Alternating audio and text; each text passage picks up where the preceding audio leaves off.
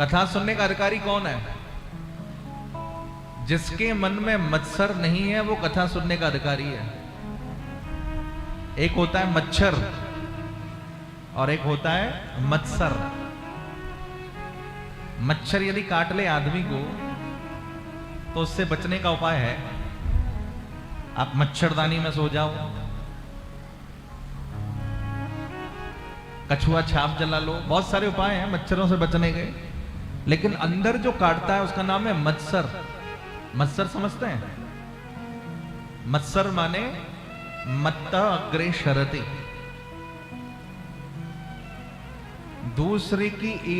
दूसरे की उन्नति को देख करके जलना, दूसरे की तरक्की को देख करके ईर्ष्या करना, इसका नाम है मत्सर।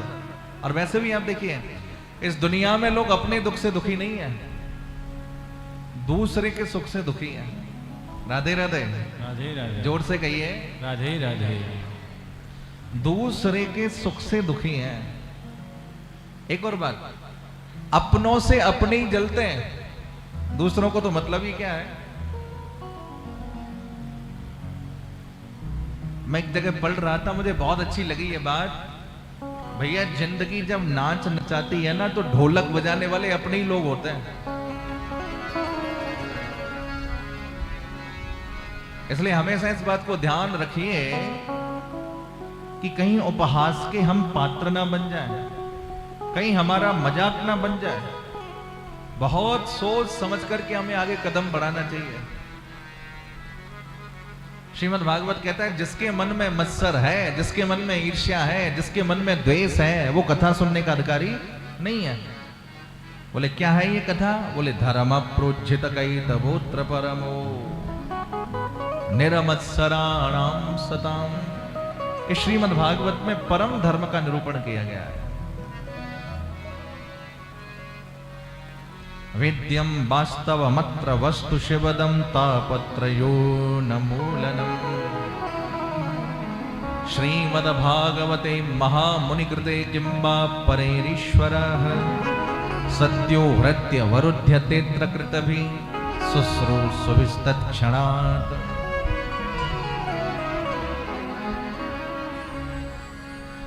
आपने कथा सुनी नहीं, आपके मन में कथा सुनने का संकल्प हुआ कि भाई हमारे उमाकांत सिंह जी ने बड़ी सुंदर कथा कराई है, इतना दिव्य और भव्य आयोजन हो रहा है, चलो कथा सुनने चलते हैं। और आप कथा पंडाल में आए नहीं, आपके मन में संकल्प हुआ। तो जैसे ही आपके मन में संकल्प हुआ उसी समय ठाकुर जी आपके हृदय में आकर के विराजमान हो गए। पर ऐसा नहीं करना कि संकल्प ही मन में करो और कथा सुनने नहीं आओ। ये कथा की महिमा है। शुश्रूषुभिः तत्क्षणात् ईश्वर हृदय अवरुध्यते।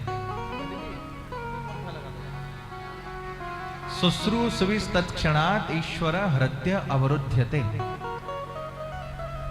चित्त में आपके में ये संकल्प हुआ कि हमें कथा में जाना है, तो उसी समय क्या हुआ? ठाकुर जी हृदय में आकर के विराजमान हो गए। और विराजमान नहीं हुए, हृदय में आकर के बैठ गए, गड़ गए। क्या है भागवत की कथा?